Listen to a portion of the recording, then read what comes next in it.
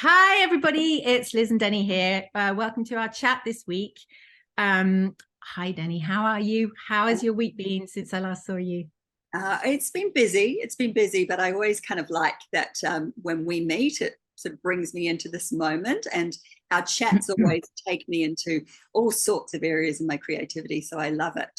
What are we I talking? love it. I saw that on your post the other day. That made me really happy. That's really good. Yeah, I feel the same because I'm sure you find that with teaching, is it really when you speak your truth, you haven't necessarily embodied what that is completely and utterly before it comes out of your mouth, right? So when it comes out, there's an energetic presence to it that you know that you have to acknowledge and re-enter.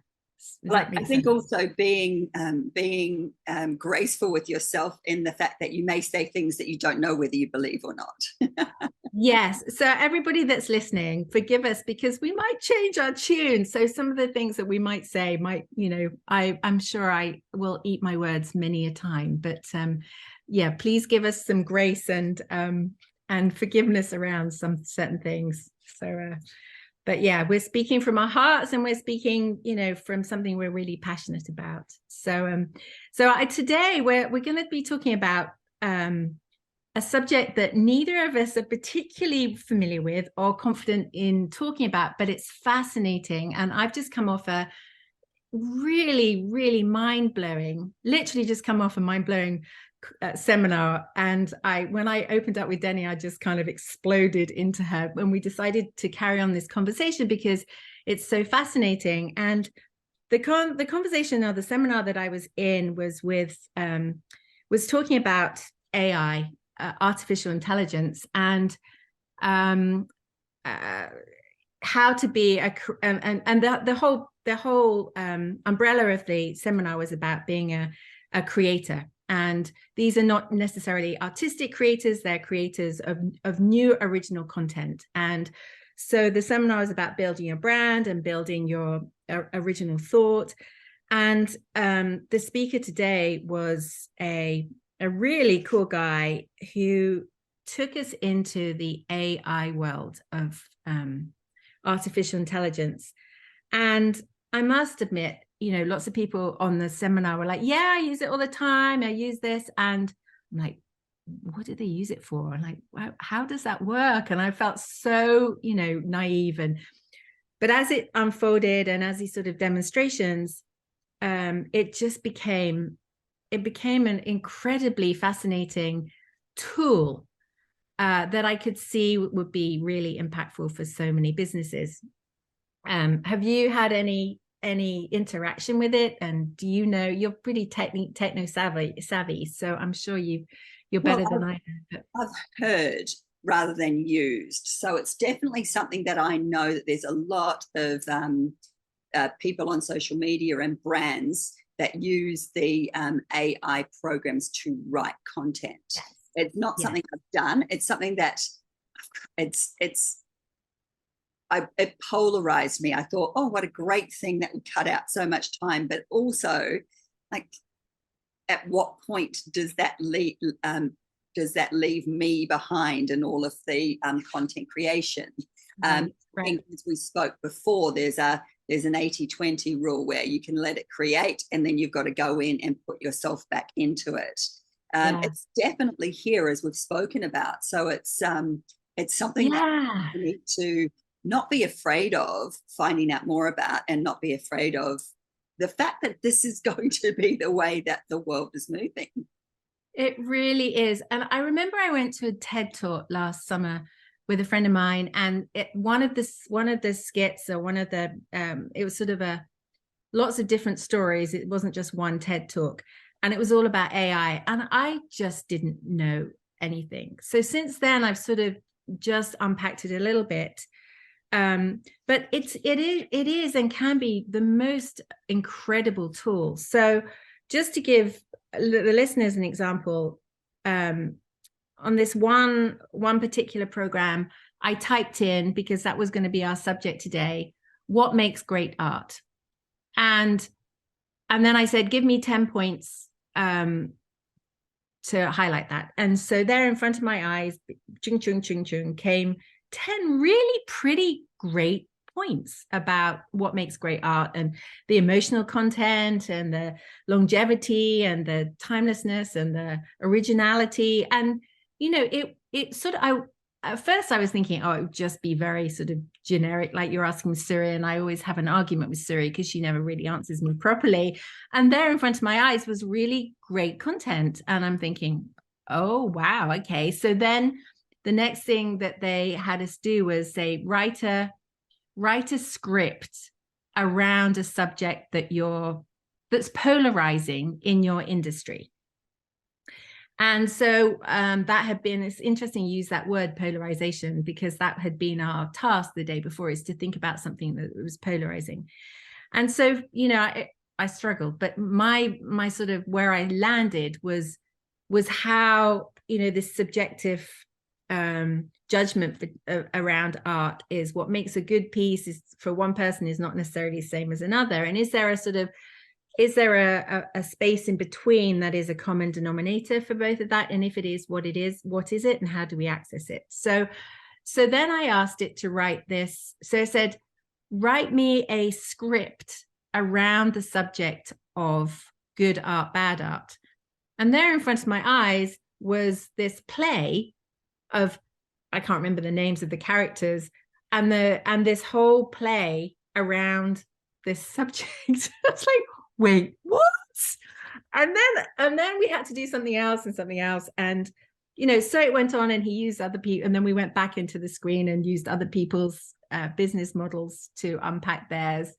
And one guy used humor around mediocrity. And it was actually really, not only was it factual, it was hilarious that this AI came up with this little skit that was really quite funny, and something that you would see on Saturday Night Live, or whatever, that you just think, crap, this is just, I gotta get familiar with this, because it's such a brilliant tool that while you kind of go, oh no, it's going to compromise my original thinking, what I saw it do, because that was a lot of our immediate reaction, was that it expands your thinking, if you allow it, so that you are given different viewpoints, and you can ask the computer to give you a different argument against that. So you're thinking in a much broader way that then you can challenge, and you've got something to push against, rather than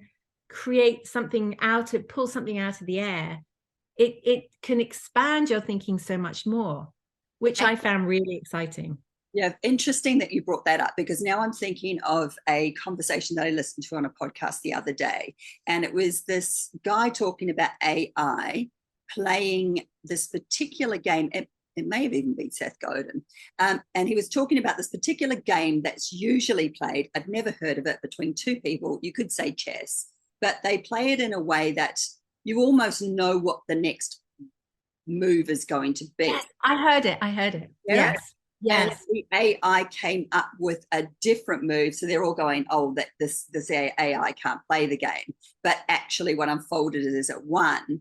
And it was this comment on how much do we stick within what we think because of the rules that we're working around. And we're not pushing ourselves to think outside of the boxes that we've been living in. And surprisingly, it was AI that opened up this door for humans to walk through. So that's kind of what you're saying. No, absolutely. And as we progress in this world civilization that we're in, it feels like this outside the box thinking is going to be the most precious asset that any employer is going to go after. The people that can run numbers, I can't, so all credit to you. The people that can, that have a formula and a system and a, is a tried and tested method that have been very reliable and have progressed companies, are not the main assets now. So they're going to be looking for these really forward creative minds, and a tool like this, I can definitely feel is what what will help and catapult. It's not the, we still need our original thought to assess and disagree and push against, but it is expansive. It really is exciting. Where do you see it in the art world? Like, where do you see it expanding us creatively as artists? Yeah, so that's so conceptually, I don't know that I've processed that yet. Maybe I'll need to sorry, this is a huge question because let me come back, and because that's a really brilliant question that I'd like to give more thought, and something that's, that I'm going to do tonight. Actually, we've got some homework tomorrow for the seminar tomorrow, but that's a massive question, and not something that necessarily sits alongside the very creative. And I was the only, I think I was the only sort of painter, actual artist there. There were all different avenues of work. So let me come back to you and answer that question. But one of the things that did transpire further on in the conversation were these different programs that create content and create the ability to work with the algorithms in TikTok and Instagram and create film content that uses voiceovers, that uses editing, that uses all kinds of filters and produces a higher level of content. I'm pretty basic with my content. I sort of figure it out as I go. I do, I'm learning. To be honest, I haven't been particularly interested in it. But the more I watch, and I've got rid of TikTok, I can't watch that. It's too time consuming. But the more I watch Instagram and the more I see some really professional accounts delivering their content that looks pretty slick, you kind of think, oh, that's what we're comparing. That's what we're up against, right? And certainly my feed is full of these things, as well as artists. It's full of these things. So it's a natural comparison that we have. So I'm interested to know how to elevate and improve my content, and also understand what it is that I'm trying to say from my brand, from my heart, what I want to put out in the world. And so I think the curation and the ability to be able to give a vessel to that and elevate that is really exciting. There are programs that they talked about with, recording and being able to just dump a recording and it to be able to transcribe it, to be able to edit it, take out bits in the middle, redo the thing and represent it in a way that is incredibly professional in seconds. Yeah, and changing podcasts. Sorry, I'm rattling on here, but yeah. Only because there's, I'm with you in terms of that. It's going to happen. We were going to draw a comparison, given the fact that we've both come through the graphic design advertising industry. I'm pretty sure that we both began. I worked on a drawing board. I hate to actually age. No, me too. Parallel motion with lecture set and typesetting and all that stuff. And it was when the computers first began. I worked on a little SE Apple, the very first one, doing design work, and I watched my contemporaries drop off the wayside because they were completely afraid of bringing themselves into a computerized environment. But there was just no comparison. You could not do, go ahead 5 years and it was just the way it was.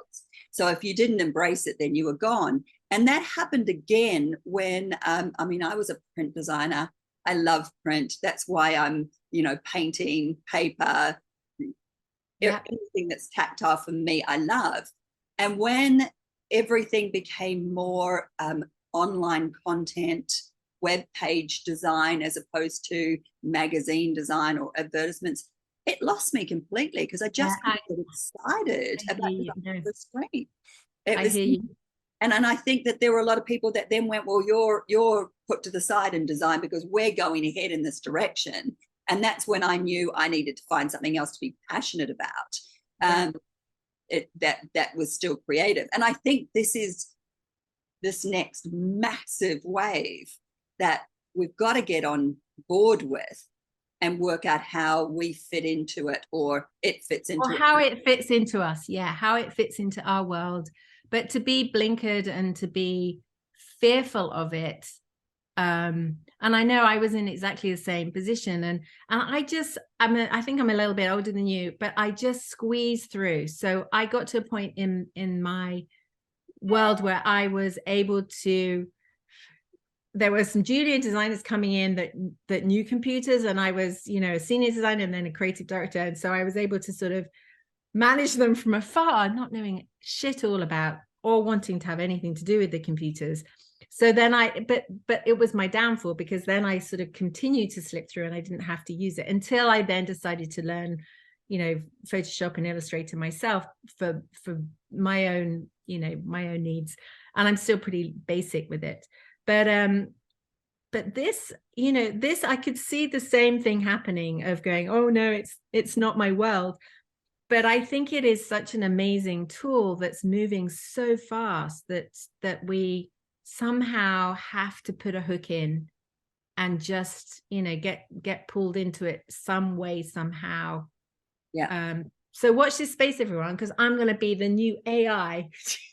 No, so not. But I'm really excited about learning. It's not actually what I thought I was, signing up for, but it's been really brilliant. But why that you spoke about, I think it would really help is I spend a lot of time just editing stupid things and writing content, and I'm not a writer.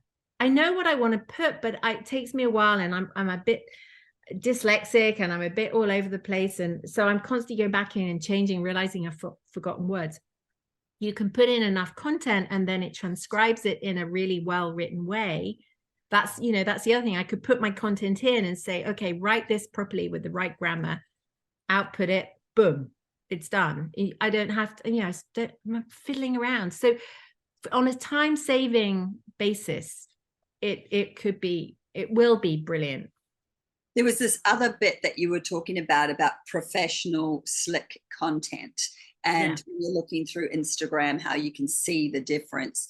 And it's an interesting thing, because I'm actually more attracted to the things that don't look slick. Like, I like seeing someone in this studio. I like seeing a more non-slick setup. Yeah, no, I suppose slick is the wrong word. I just professionally, filmed and recorded. Not even professionally. It's just a better standard than your kind of rattly, bad lighting. And I wonder whether there's going to be an overshoot and where those two meet. You know what I mean? In terms of it being really personal, because I can see that for me that the tension between the two is where the real authentic content is lost, because it is also being put out by this AI potential. And I wonder whether there'll be an overshoot, and whether because it's, as artists, it's huge, right? Being authentic, and putting ourselves into our work, and having our where we're coming from, our why, be really front and center. And it's a question, because I don't know about how the AI puts out this content and how authentic it sounds, if I'm the one that's giving it the parameters. So I'm just, I mean, time will tell. But for me, I think we both respond to authentic, heartfelt, genuine posts that are real. And that doesn't mean to say that they have to be badly done, right? So if we can elevate the way in which we communicate, and the level of which we communicate, the expanse of which we communicate, then that's all good. But it's absolutely paramount now more than ever that we know who we are, and that we know what our brand is, and we know what we want to say in the world. Because otherwise, I think you're just going to get lost and swept along. And then the shallowness of even the slickest of content, or slickness of production, is just going to get, brushed aside, because everyone can see through that. So if you can combine those two and still keep and know who you are, and so it, that's what kept coming out loud and clear. You really have to know yourself and do the work and really put that grounding in to know why you're doing it and what you're doing it for and what your intention is, that can then be elevated and put in the current of whatever. I still think, they were talking about, what term did they use? They used blocking content. And so the guy that was leading the seminar, he blocks once a week, and so he does all his content once a week, and then he uses, there's Planoly, there's all kinds of apps that you can then schedule when you post it. Personally, I don't like that at all. Am I sitting at the end of every post waiting to respond to people? Sometimes I just can't. But it's like picking up the telephone, and you sort of want somebody on the other end kind of to just go, thanks, that really means a lot, and or just we do it to the best we can, and the more feedback you get, the harder it is. And sometimes it's just a heart like. But if you're taking out that personal element, and they were saying, if you can post 4 great content a day, go for it. I'm like, wow.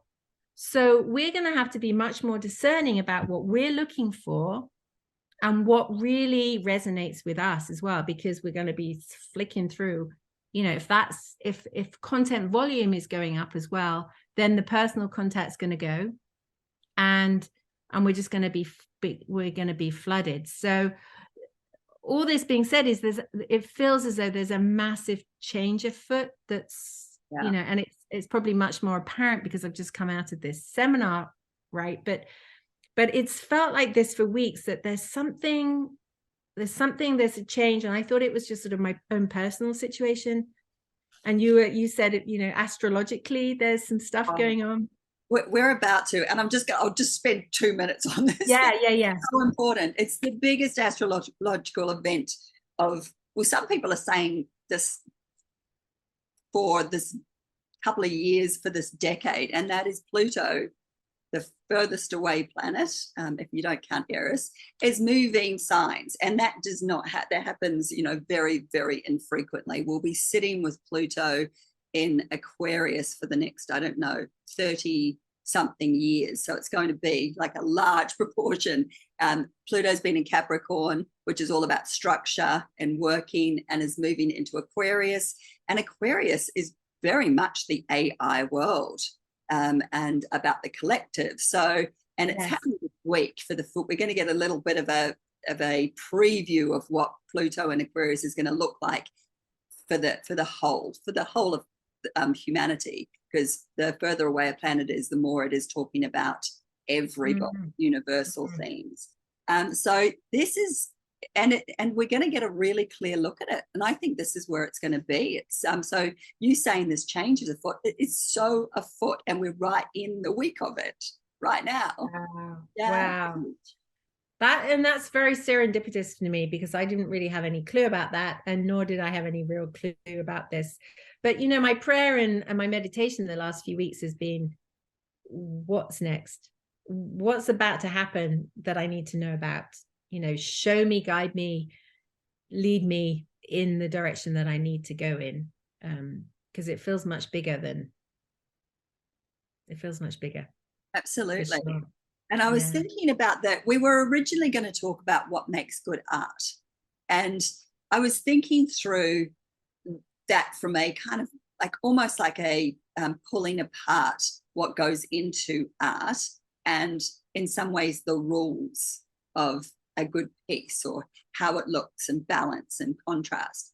And I was thinking through all of that, and I was thinking, God, there's so many courses that will give you all of these rules these days. There's so many things you can do, that you can go through color theory, and you can go through composition, and you can go through the dance of opposites, and all of the stuff that makes good art. I said, but without that original piece of energy that is you, that is that reason why you're creating, then good art doesn't matter how many rules you've stuck to.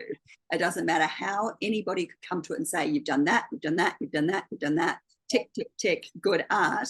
Without that kind of injection of energy, it doesn't translate. But I think it's much, I agree wholeheartedly. And, you know, it goes back to what we were just talking about in terms of creating content and being and knowing ourselves. And I was drawing the comparison to this conversation about that. Yeah.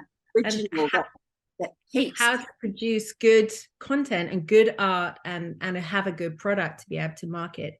And it has to start with our mindset. But I think it's way more than an energetic mindset. It takes a lot of personal, certainly the work that we do, you know, the abstract expressionism. It takes a lot of personal development, personal exposing, going into our shadow, going into really who we are and what is the cry of our heart and what our souls are here to say. And that's not just one little, you know, meditation before you start praying. That's work. That's a lot of work. And you can kind of tell, I can tell artists, and, you know, certainly in the realm that we're working in, that have done that work, that come from a place that's deeper, more genuine, more, you know, not necessarily more genuine, more just more thought, more unpacked. That is something that I don't even, it's not a tangible thing you can explain, or you can, you know, say it looks like this. There's just a noise or a tone around it that you go, oh, this person knows who they are. This person's done the work to find their own unique original content and work. I don't even know if it's this person knows who they are. It's I want to show you who I am, even if I don't know. Like, I want to show you my workings of finding who I am. It's because I love all the messy middle, the messy But bit. isn't that who we are? I mean, that is still part. I understand. It is a work. We're always a work in progress. Yeah, my creativity feels like an exploration into who I am, shown in real time. Like, it's like my canvases are showing the world in this moment who I am, and I'm discovering it too. And I'm putting it out there as I've discovered it. It doesn't feel like I've already worked it out and I'm putting it there for you to see. I'm like saying, I just threw up on this. No, but yeah. But if you backtrack from that and you realize you are an original content creator and you are confident that you are meant to be doing this and that you are fulfilling a life's calling, makes it too grandiose. You back into it even more than that. Then when you stand in that place of, I know I'm in the right place, there is nothing else that I can do apart from this right now, good or bad, whatever comes out. That's what I'm looking for. Yeah. Then it's a journey from there on in, and in completely unfolding. And every art that we do is a snapshot of our internal world. And you go, oh, really? That's where I am.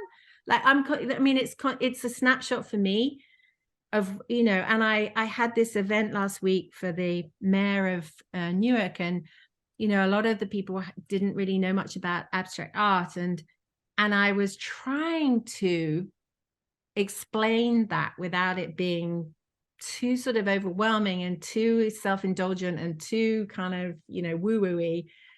And that's, you know, that's a really tricky conversation in certain circles. But that's all I meant, Deni, is that I think if you're going, oh, I'm going to pick up a paintbrush and play, I'm not really that keen, you know, I'm not really that, you know, committed, I just want to, you know, and play is great. But if you're not standing behind it and going, actually, this is who I need to, this is who I am in the world, and this is, you know, this is my calling. It might change, but right now I'm doing what I feel I'm in alignment with the divine. I'm in alignment with right here. Everything has brought me to this point. Then that's the core of it. Yes. And it's not even I'm with you. I'm totally with you on that point of being very strongly in who I am in this moment. Even if I'm still answering questions about that, I know that when I'm standing in front of a canvas and I have paint, I am in the place I need to be. There is an expression that is like such a drive that no, I couldn't be doing anything else. I mean, it's frustrating that there's so many other things that need to be done in the world. Oh, yes, yes. It feels like that is so the piece that is what I'm here to birth. Yeah. Now in my life, at this point in my life. You know, we both birthed children, so they were very important and are very important. But at this stage in my life, it is like giving birth every now and again. But you know, then the next question comes up is, and this is what I was trying to sort of, not because anyone was telling me, but I was trying to validate the significance of abstract art and the importance or the significance, the value of it in the world. Because a couple of guys, you know, that weren't necessarily educated in any particular level was like, well, I don't know what that means. It doesn't mean anything to me. And so, you know, it's just what I'm interested in is starting a conversation is really sort of, not that I need to put abstract art on the map, but educating the wider masses to understand that it is the hardest thing we have ever done. Like, I have done we've spoken about this, so many different things, but this is the hardest thing I have ever done by far, but the most intoxicating and the most rewarding. And there is a huge value to it, I see, but how do we communicate that to the non-educated or and how do we ripple that into the world to offer offer an opportunity for others to delve into that, and you know, with no judgment. I was talking to some girlfriends yesterday, and they're not artists, and they were talking about coming and doing one of my retreats, and they were like, but I don't want to be an artist, I don't really know anything about painting, but it was sort of understanding. And they didn't understand, and one particularly didn't really understand abstract art, but it was the experience of what that allows you. Now, we take it much further as professionals or as full-time artists, but you know what it offers the individual and the platform or the portal to which it can take you is so profound. And what language do we get around that? I'm going to ask AI and see what they say. Can I read you? Let me read you what it said about good art. Can I read it to you? I'll just go really quickly because it's really interesting. Okay. The concept of good art is subjective and can vary widely from person to person, as it depends on individual preferences and tastes. However, there are some good general qualities that make people consider it as important and defining of what makes good art. Skill and technique. Good art often showcases a high level of technical skill and mastery of the medium. This can include elements such as composition, color, form, texture, precision. Creativity and originality. Good art is often innovative and original, showing original perspective, ideas, challenging our assumptions, expectation. It can be experimental, pushing boundaries and breaking new ground. Emotional impact. Good art can often evoke strong emotions in the viewer, such as joy, sadness, anger, awe. It can communicate ideas and feelings that transcend language and culture, touching us on a deep visceral level. Relevance. This is good stuff, right? Relevance and meaning. Good art often has a message or a theme that is relevant to the world we live in, reflecting social, political, or cultural issues. It can provide insights and commentary on our lives, offering new perspectives and ways of thinking. Timelessness. Good art often has, this is the last one, timelessness often has, good art often has a timeless quality that transcends historical context, remaining relevant and meaningful across generations. It can capture the essence of human experience, illuminating universal truths that resonate with people across time and space.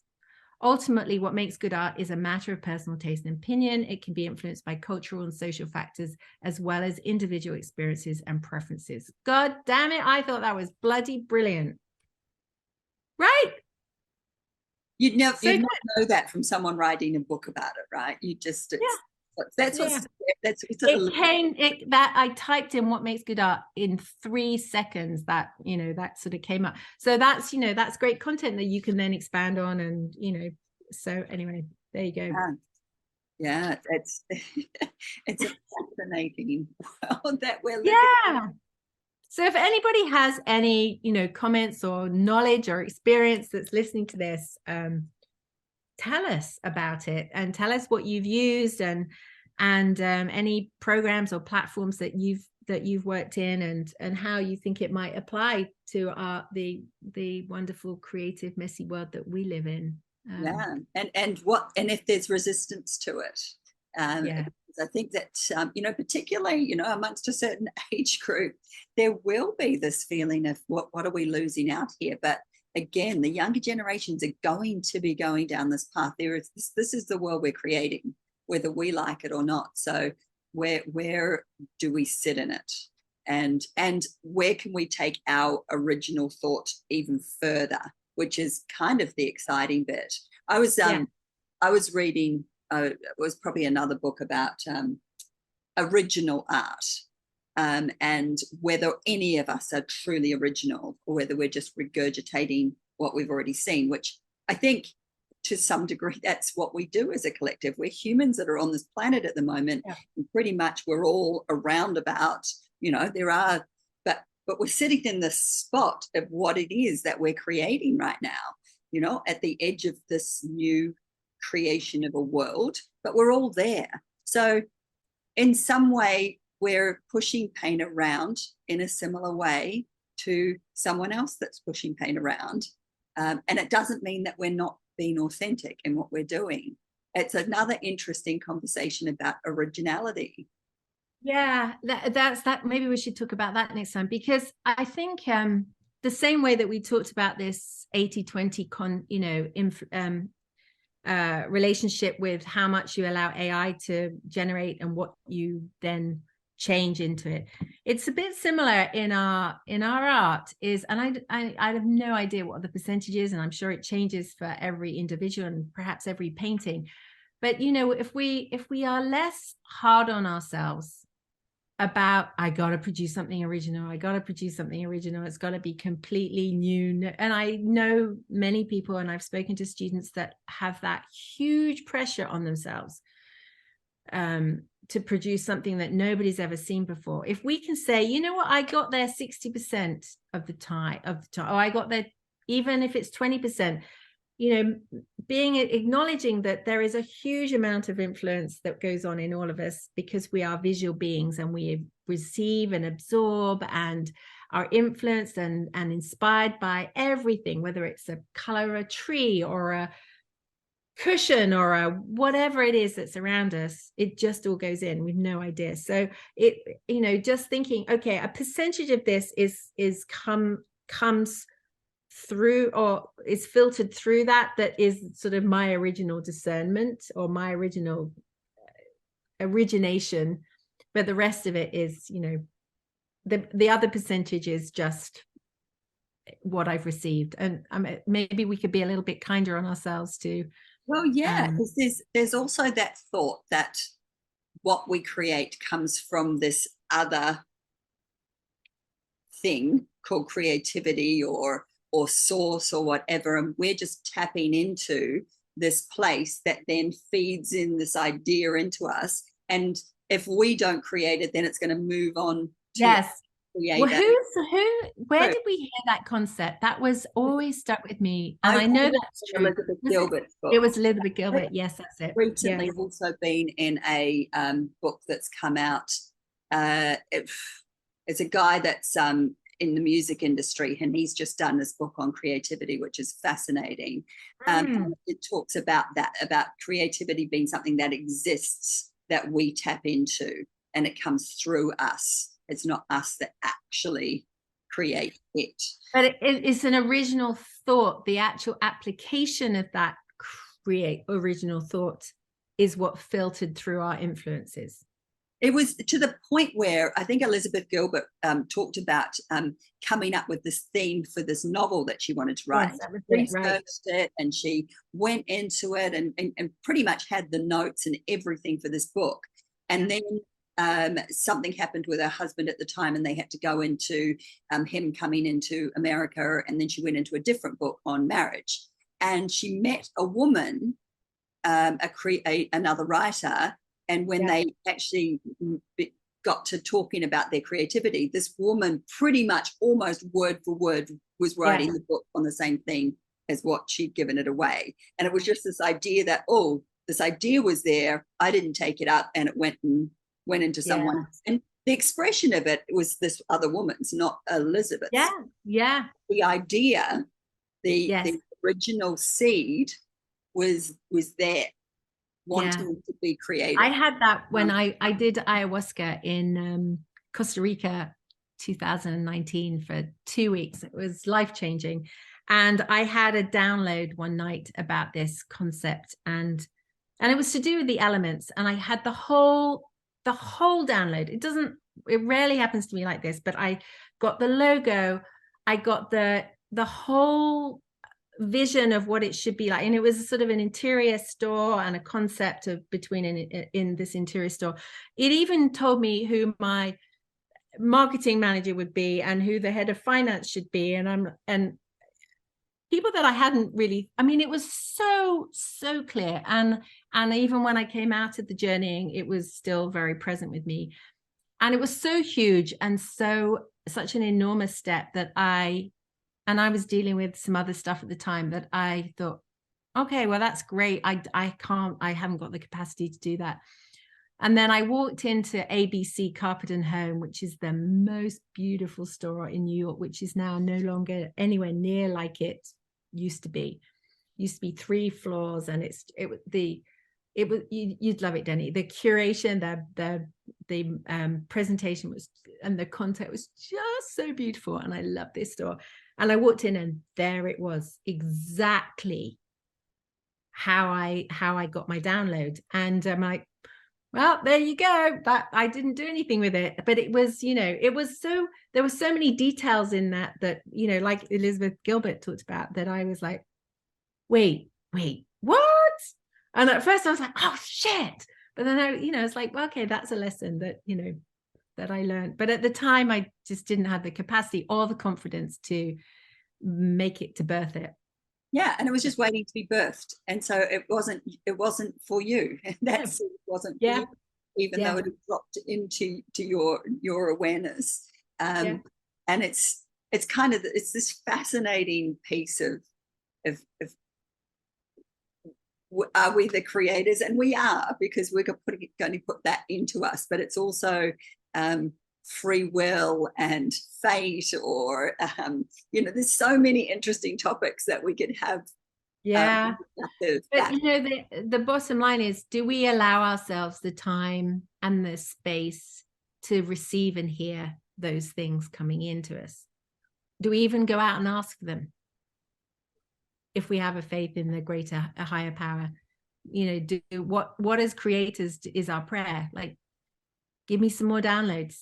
Let me hear. Let me, pass on some ideas. I promise I'll do it this time. How do we open ourselves up to get more of that? And I think that was certainly for me. That's always been space and getting out into nature and actually allowing space enough in my life to receive. And that's actually really key, and something I just want to mention for this seminar that was talked about today from these very, very successful leaders who are presenting this AI. The guy says he gets up, the first thing he does, he downloads onto a journal, and then he goes for a walk. a 45-minute walk. It could be a 5-mile walk, but it's no less than, and it's just allowing that space and being outside to receive and to mull over and brew some of the things that he either dumped or that he's working on. And then he comes back and he dumps a little bit more, and then he'll go on to the AI. And so whatever comes out of the dumping, then that's what he puts into the AI. So he gives himself that space to be able to have that, this original thought time and know sort of a direction, and then blow it up and push it out as far as he could, which I thought was really, really a good thing to remember. That I remember teaching when I first, I guess I was in my late 20s. So the college that I graduated from my degree, they asked me to come back and teach. And I was like, oh God, it's a whole different world of, what we're talking about. And all these kids know how to do computers and I don't. And I went in and I was like, okay, no one's allowed to use a computer. And it was like, they hated me. They hated me because there were absolutely no original thought. They just simply went on. I can't remember what I had them doing. It was a branding and some packaging. And it was just the tool dominated everything. And that's why I said, I want to see your scribbles. I want to see your concepts on paper. I want to see why you're doing this. And they were completely lost. So it's our responsibility to be able to know that it's just a tool and know how to interact with it and use it. That's our place of power. Yeah. And that comes from being human and allowing ourselves to be human without those things, right? Like you're saying, put the computer down, go out into nature, don't have anything else around, no other distractions, just be with nothing. And that's when you really start to, where things get so much clearer. Mm-hmm. For sure. Mm-hmm. Mm-hmm. Wow, great chatting to you.